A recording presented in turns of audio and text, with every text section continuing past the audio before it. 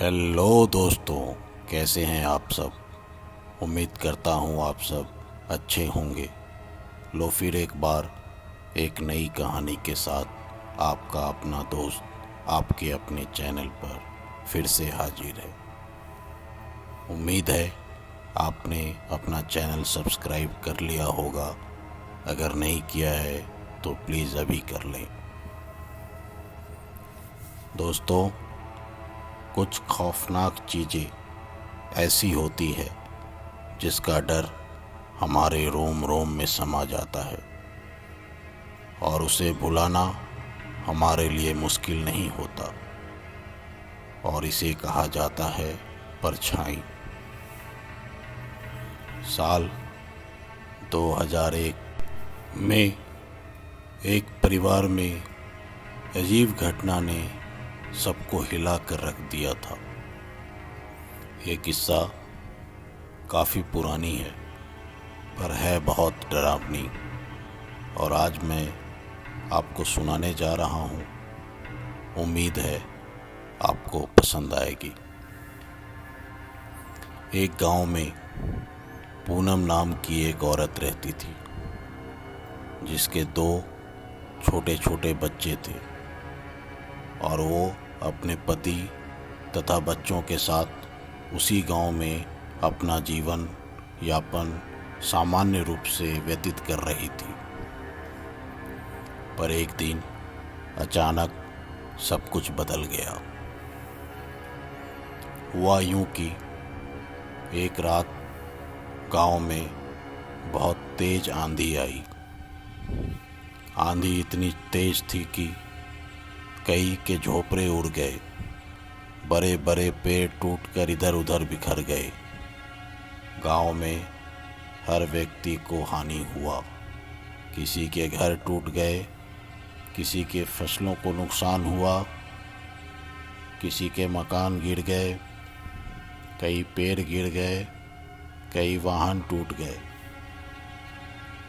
आंधी जब शांत हुई और जब सुबह हुई तो गांव का हाल बेहाल हो गया था। सब कुछ तबाह हो गया था। आज तक इससे पहले ऐसी तेज आंधी कभी नहीं आई थी इस गांव में। जिनके जिनके सामान बर्बाद हुए उन्होंने काफ़ी विलाप किया। रो रो कर उनका बुरा हाल था, क्योंकि उनका बहुत कुछ बर्बाद हो चुका था। पर एक बात अजीब थी। गांव में थोड़ा बहुत हर किसी का नुकसान हुआ, पर पूनम के घर एक आंच तक नहीं आई, जो कि ये अजीब बात थी। इस घटना के एक हफ्ते बाद जब कुछ गांव में सामान्य होने लगा, तभी पूनम ने कुछ अजीब सी बात गौर फरमाई। एक दिन पूनम तेज धूप में जब घर से बाहर निकली तो उसने गौर किया कि उस कड़ी धूप में उसकी परछाई नहीं बन रही है। पहले तो उसे यकीन नहीं हुआ, पर जब वो उसी धूप में चलते हुए अन्य व्यक्ति को देखी तो उसे यकीन हो गया, क्योंकि हर व्यक्ति की परछाई तो सामान्य रूप से बन रही थी, पर पूनम की परछाई बिल्कुल नहीं बन रही थी।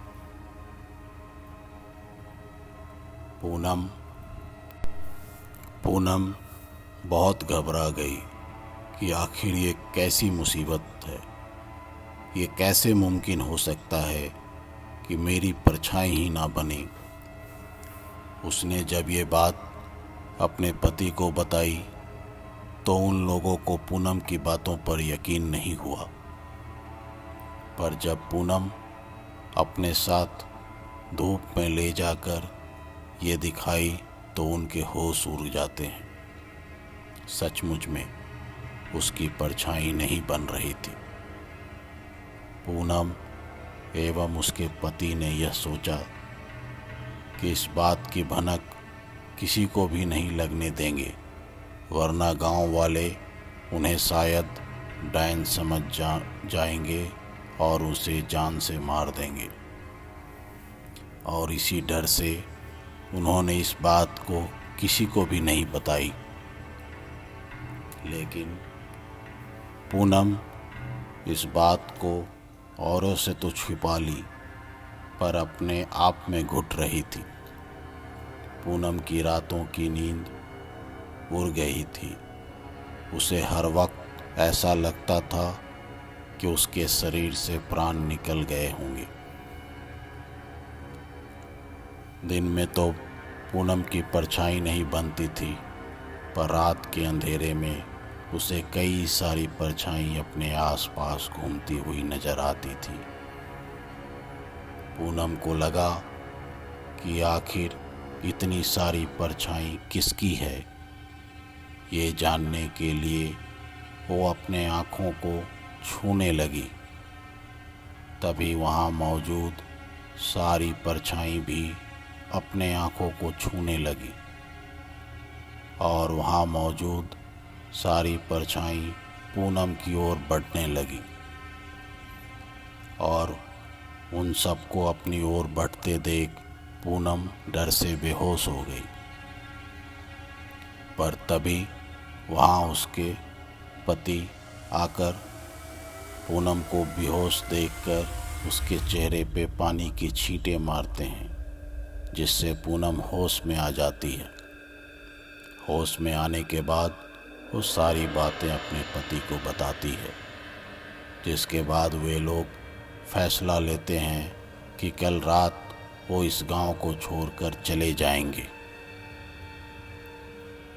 कहावत है कि दीवार के भी कान होते हैं, और ये बात बिल्कुल सच साबित हुई।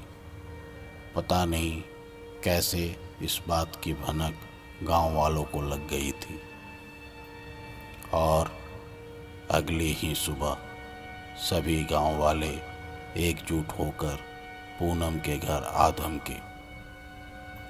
उन्होंने पूनम से कहा कि तुम बाहर आओ और इस धूप में खड़ी हो जाओ, और ये अगर ये बात सच निकली तो हम तुम्हें जीवित नहीं छोड़ेंगे। पूनम डर से रोने लगी। वो जानती थी कि आज उसका मौत तय है। लोगों ने उसे धूप में खड़ा किया तो देखा कि सच में उसकी परछाई नहीं बन रही थी। वहाँ मौजूद सारे गांव वालों के होश उड़ गए। वे समझ गए थे कि ये कोई डायन है। दोस्तों, वैसे डायन की परिभाषा हर एक क्षेत्र में अलग अलग तरह से लोग दिया करते हैं। उन्होंने पूनम को जान से मारने का फैसला किया और गांव वालों ने उसे जिंदा जमीन में दफन करने का फैसला ले लिया। पूनम का रो रो कर बुरा हाल था। पूनम रो रो कर यही कहे जा रही थी कि मैं कोई डायन नहीं हूँ, मेरे छोटे छोटे बच्चे हैं, मुझे मत मारो। पर गांव वालों ने उसकी एक भी नहीं सुनी और उसे पास के ही जमीन में दफन करने के लिए लेकर चले गए। उन्होंने एक गड्ढा बनाया और उसे जिंदा जमीन में दफन कर दिया। विरोध करने पर उसके पति को भी लोगों ने काफ़ी मारा। फिर उसी रात उस गांव में बहुत तेज आंधी आई। सब कुछ टूटकर इधर उधर बिखर रहे थे। तभी पूनम के पति पूनम की कब्र के पास पहुंच गए और उसे खोदने लगे। तेज आंधी में उस कब्र को खोदना काफ़ी मुश्किल हो रहा था, क्योंकि धूल मिट्टी आंखों में आ रहे थे बड़े बड़े पेड़ गिर रहे थे। चारों तरफ अंधेरी काली रात, आसपास कोई भी नहीं था। इस काली रात में अकेले कब्र को खोदना पूनम के पति के लिए बहुत ही मुश्किल था, पर वो लगातार उस कब्र को खोदे जा रहा था। थोड़ी ही देर में पूनम की लाश उसे दिखी और उसे उस कब्र से बाहर निकाल लिया। उसने देखा कि पूनम की सांसें अभी तक चल रही थी। सच, वो जीवित थी और अचानक वो उठ खड़ी हुई। ये देख पूनम के पति के होश उड़ गए। उन्हें लगा कि आखिर ये कैसे हो सकता है। मैं तो उसकी लाश को यहाँ से ले जाने आया था, पर ये क्या, मुझे तो पूनम जीवित मिल गई। ये बिल्कुल ही आश्चर्य की बात थी कि इतने बड़े गड्ढे में इतनी देर तक किसी को दफन किया जाए और वो फिर भी जिंदा हो। उन्होंने उसी रात इस गांव को छोड़कर जाने का फैसला लिया और जाते जाते पूनम ने ये श्राप दिया कि आज के बाद इस गांव पे आत्माओं का डेरा होगा, जो एक एक करके हर व्यक्ति को मार डालेगा। और आज भी वो गांव वीरान पड़ी है। सब कुछ तबाह हो गया और किसी को भी यह पता नहीं चला कि आखिर पूनम अपने पति एवं बच्चों के साथ कहाँ चली गई थी। अभी तक यह एक रहस्य बनी हुई है।